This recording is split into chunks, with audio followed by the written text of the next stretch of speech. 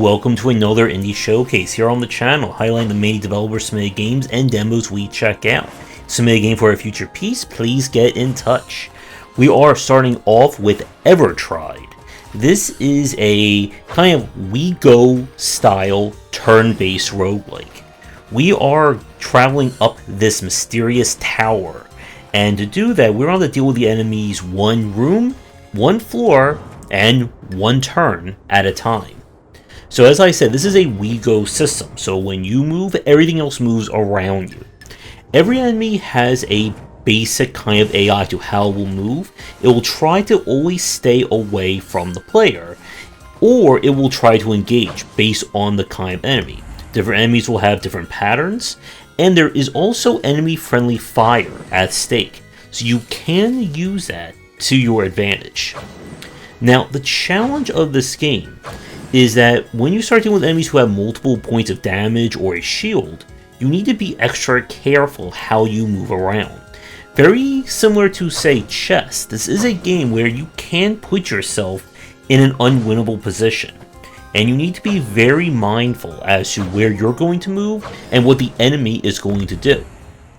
The faster that you react, you'll build up your combo meter, that's in the upper right, which will be used for activating special items that you can pick up.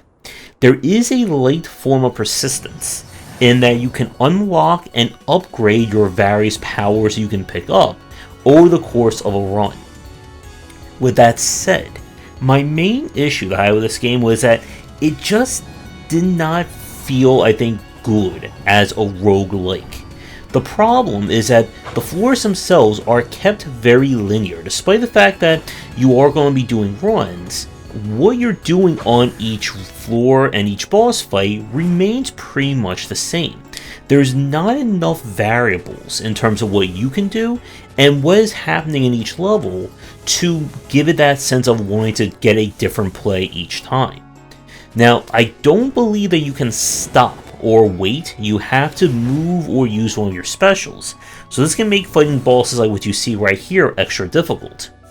Now, to add to the frustration, there are no real checkpoints as you go up for your first time playing, so what ends up happening is that if you die, you don't have to repeat all the floors over again, but you have to do some of these slower fights again and again. And this is one of those games where one wrong turn, one wrong movement can easily ruin your run, because you get stuck in a bad position, the enemies will just surround you, and there's nothing more you can do about it. It's a very clever idea, but with dealing with the kind of different movements and such from these enemies, it just becomes kind of annoying, I think, over repeated plays to go through it. If you are a fan of the We Go system, I would say at least give this one a check. I like the aesthetics. The pixel art is really well done. I don't know if they've improved or changed things since the launch when we played it, but there is at least something here in terms of a kind of different kind of pacing and flow. We now have Sands of Aura. This was played in early access, and what you see may not represent the current version of the game. And at the moment of recording this, it is still in early access. What we have is a kind of isometric action RPG Souls-like, where it's up to us to explore the world and, of course, try to save it from evil, fight enemies, gain lots and lots of loot. So the flow of this one definitely revolves around the ARPG side. You're going to be exploring, looking for gear as well as gems to equip into your various slots. You have, of course, full range of motion, which is nice from an isometric perspective. Now, with that said, the main issue that I have with this game is that the combat is very clunky. For one thing, the camera can get in the way when you're trying to properly gauge how far an enemy is, when is it time to block and parry, that kind of thing. You don't have that immediacy of being able to animation cancel or dodge cancel. So in a lot of cases, it's very easy while you're attacking an enemy that they're just going to do their attack and you can't get out of the way in time. You have your blocking and parrying using your lantern, but it's kind of like you put up a shield And then if the enemy strikes that force field at the right time, that triggers the parry. But it's a little weird to time.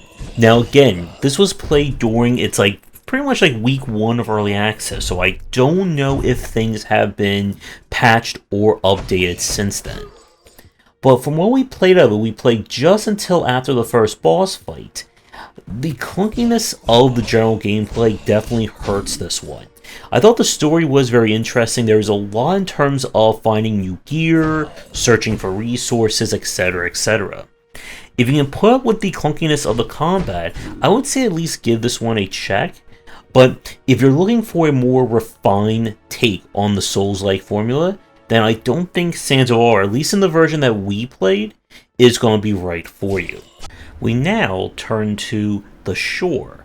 This is a first-person kind of walking sim adventure style game. You have awoken on a mysterious shore, you don't know where your friends and family are, and in typical Lovecraftian fashion, weird things are going on.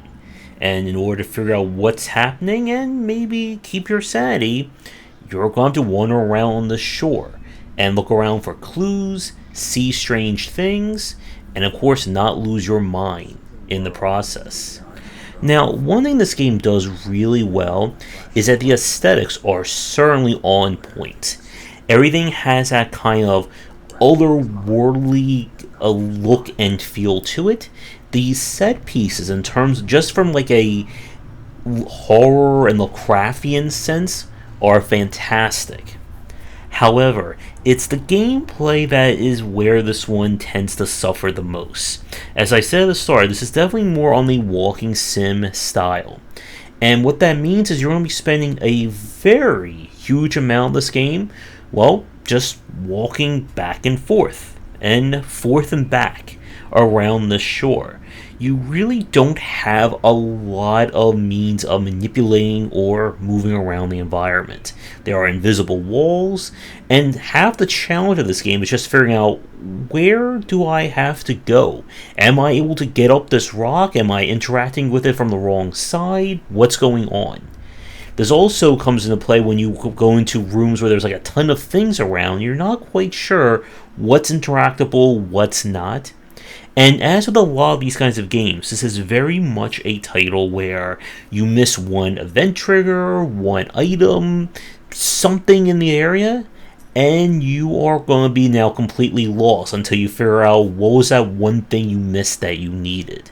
So as far as adventure games go, I would not recommend The Shore. I think it's a great visual feast, and especially if you're a fan of, very unusual and, that Lovecraftian theme. But if you are looking for another very passive or walking sim style game, then there may be something here for you. As a fair warning, reviews have complained there are combat sections later on in this title. We did not get to that in this play, but they do complain about it being notoriously janky. So with that said, we're going to take a break here. When we come back, we have 3 more games to look at for our showcase. And as always, if you're interested in my thoughts on design, then be sure to check out my game design books. For entry-level students, we have 20 essential games to study, and then the Game Design Deep Dive series that takes an extensive look at different genres, with more coming soon. We now turn to Infraspace. The footage you're seeing is taken from its early access and may not represent the current version of the game. But this was one that I was excited about to try in the demo, and what we have here is, what if we combine kind of the logistics focus of a Factorio, but with the city and road simulation of a game like City Skylines or the older SimCity games.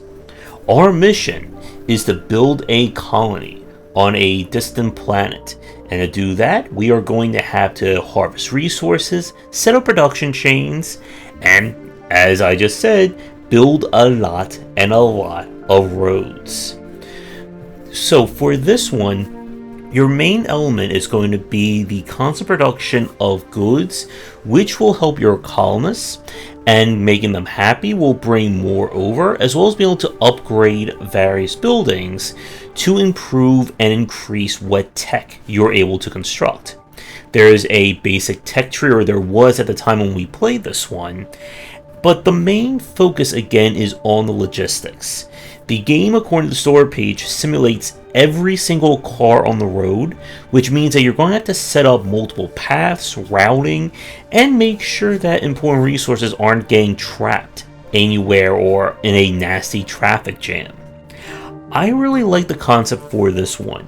My main concern is kind of what I have with a lot of the free-form city builder style games, is if there is enough depth or variability with how you can construct your various cities to make it a game to want to come back to, or is it one of those games that once you get one city fully and perfectly optimized, there's just no reason to keep playing. Now, since we did play this, the game has been again updated and has had more things added to it, but I have not had a chance to go back and play it, as I've been waiting to see where it's going to go when it hits 1.0. If you are a fan of logistics sims / city builders, then I would definitely check this one out. For another early access game, we have Rogue Spirit, and this is played, I think, right at the start of its early access, and of course the footage you're seeing may not represent the current version of it. So unlike a lot of the other action roguelikes and roguelites that we've played, this is a stealth-focused one. You play as the spirit of a prince who must save the day by essentially possessing the bodies of the enemies that are trying to get them. So the game itself, as you explore the procedurally generated areas, you are able to go into quote-unquote ghost form in order to sneak around and try to set up for either getting past enemies or getting a sneak attack. You can then go into combat in the form that you've chosen. Each form has a different kind of normal attack, special, stats, that kind of thing. And there's, of course, quote-unquote, higher quality versions of the various people wandering around that may have different stats, come with modifiers, that kind of thing. When you die or complete a run, you'll be able to upgrade back at your hub, which will either unlock additional functionality, new modifiers, raise your base stats, all that good roguelitiness that we've come to expect. My main concern that I have with this one is that the combat definitely takes some getting used to. You're going to be in situations where you're going to have to fight multiple enemies at the same time, and the combat system, much like a lot of the 3D fighters or 3D action games we've played, is not the best suited for multiple enemies.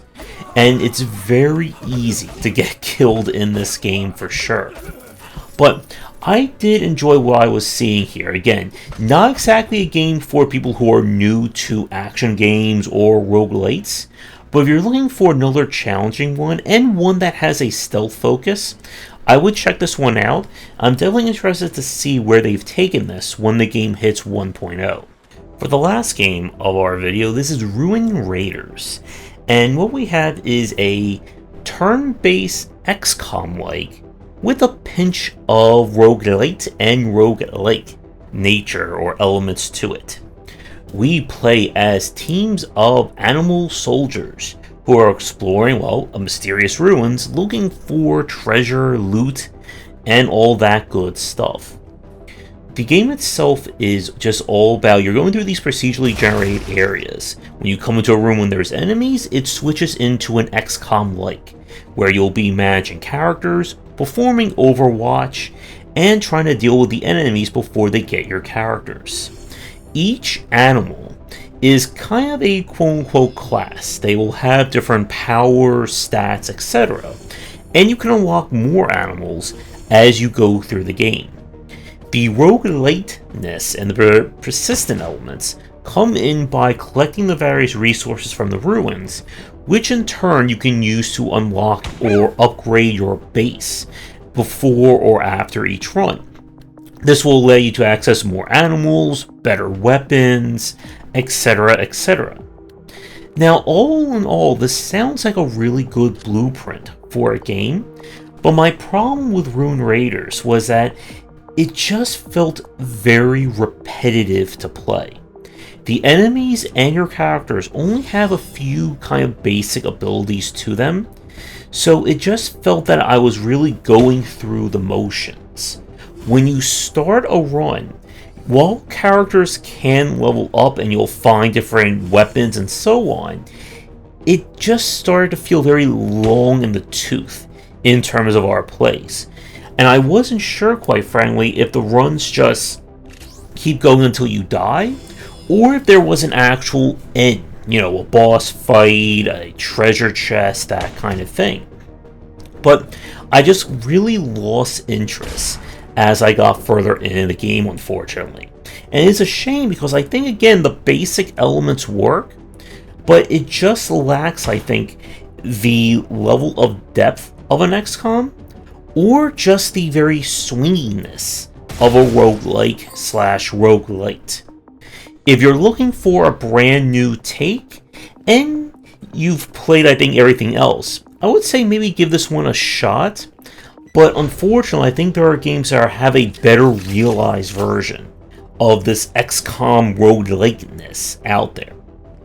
So with that said, we're going to wrap up our showcase this week. I would like to thank the developers who submitted games. You'll find links to everything down below.